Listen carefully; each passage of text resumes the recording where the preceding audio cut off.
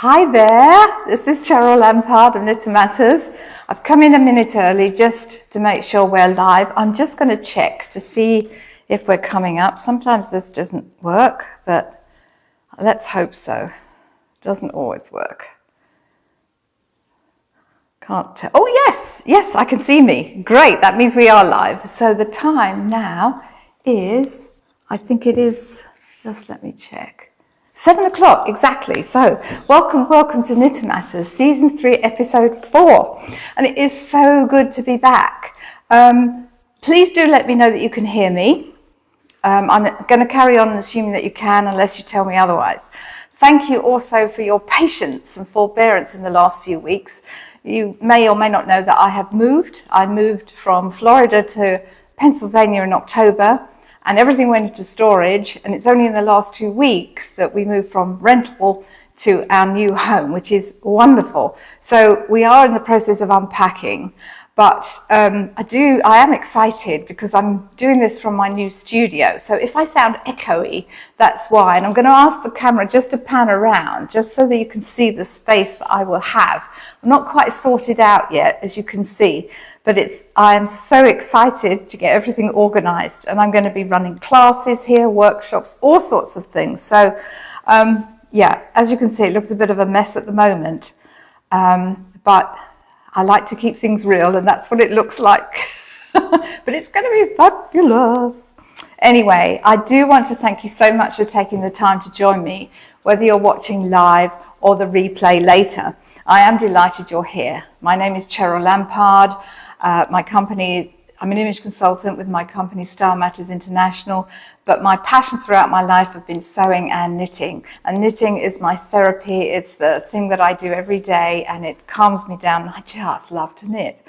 I'm a knitting educator. I'm a certified craft yarn council teacher, and I used to be the owner of a yarn store, and I love teaching people how to knit. And in this forum of Facebook Live, it's super nice to be able to reach so many people. So, as your names pop up, I will try and say hello. If I miss you, forgive me, because I can't see everybody at the same time. Anyway, I'm going to ask the camera to go to the worktop now, because today's Knit Matters is on one topic and one topic alone, which is the tubular cast on with 2x2 rib. Now, we covered the Knit 1 Purl 1 tubular cast on in Season 2, Episode 13. And I do want to just, if you want to see how we did that, go to that episode, Season 2, Episode 13. And if you have the playlist PDF, you'll be able to look that up.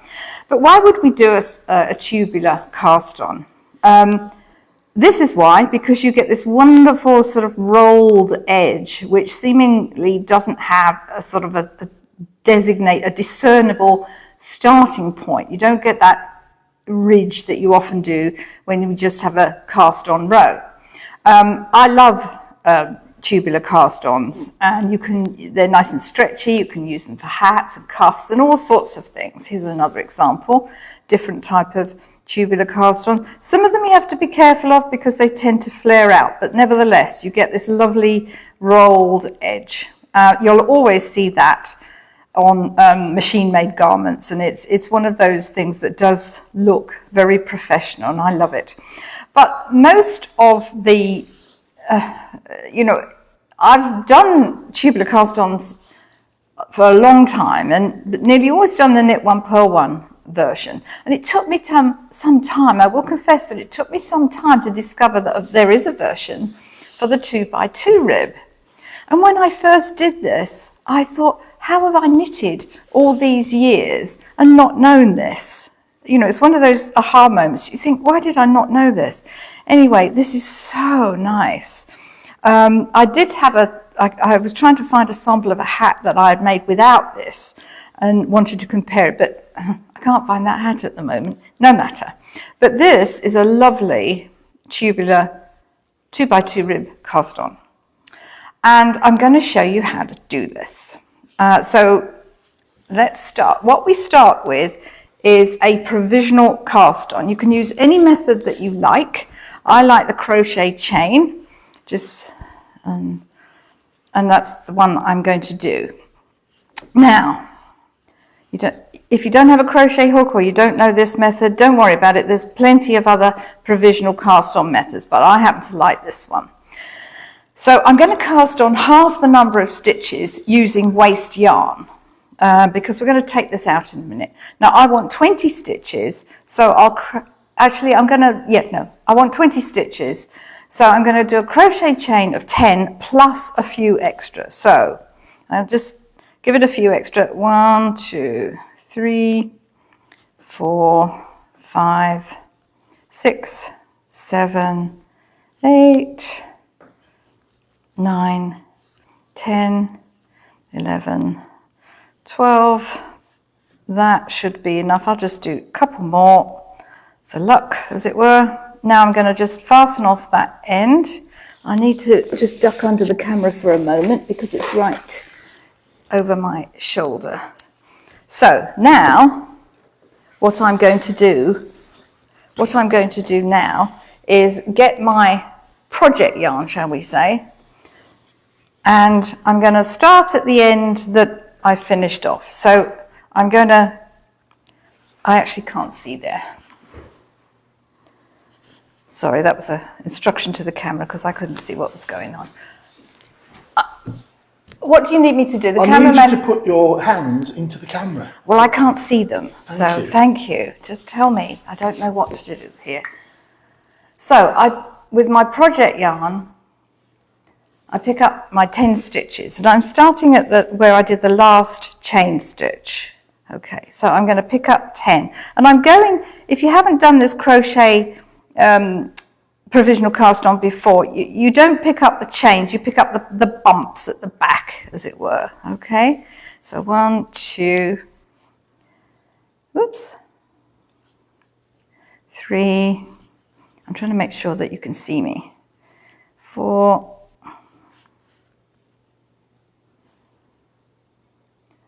5, 6,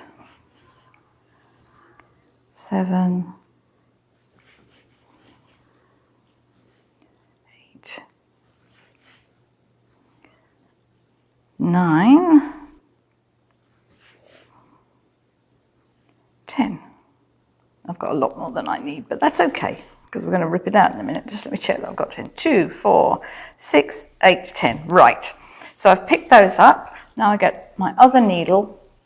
And I'm going to work 4 rows of stocking stitch, starting with the knit row. So just bear with me while I do this. It won't take long because I've only got 10 stitches.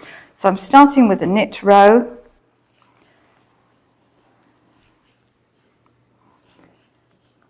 And I would suggest that you can try this out. If you tend to knit a bit loose, you might want to cast on with a slightly smaller needle. Do this bit with a slightly smaller needle. Now I'm going to do a purl row. So I did 1 knit row, 1 purl row now. So you can try it out, do it with a slightly smaller needle. I wouldn't go too small because you need to get into those stitches in a minute. But you can try it out. But I certainly wouldn't use a bigger needle. Remember, this is ribbing. You want some stretch. But I know that some people find, and some tubular cast-ons actually do flare a little, as I showed you in that little sample. So you could try a smaller needle just for the first few rows, because that's often what we do for ribbing anyway. We work with a smaller needle and then go up to a larger one. So play about with it. You may even have to go a couple of different sizes, just depends. So that's my last row of purl. So I did a knit row, a purl row, a knit row, and a purl row. So 4 rows of stockinette stitch. Now, what we have to do now is I want to divide the stitches onto 2 needles. So what I have to do now is unpick my provisional cast-on yarn, my waste yarn, but I want to do it in a way where I catch the stitches, because I'm going to put the live stitches on another needle. So you want to do this very carefully. Okay, so I'm going to be picking up, pulling one out, Being very careful. I think I split the yarn there, but no matter. Sometimes this is easier actually if you do it on a double pointed needle, but I'm using what I've got and what I could find. I picked up my double pointed needles earlier on today. Do you think I can find them? No. So I'm just doing, don't rip it out altogether. Be patient on this, do it stitch by stitch, otherwise this is when you could lose stitches, which you don't want to do. So you're gonna, oops, I went a bit ahead of myself there. I've got the yarn snagged somehow, no matter. Gosh, there we go. What's going on there? Oh, I see what I've done, hang on.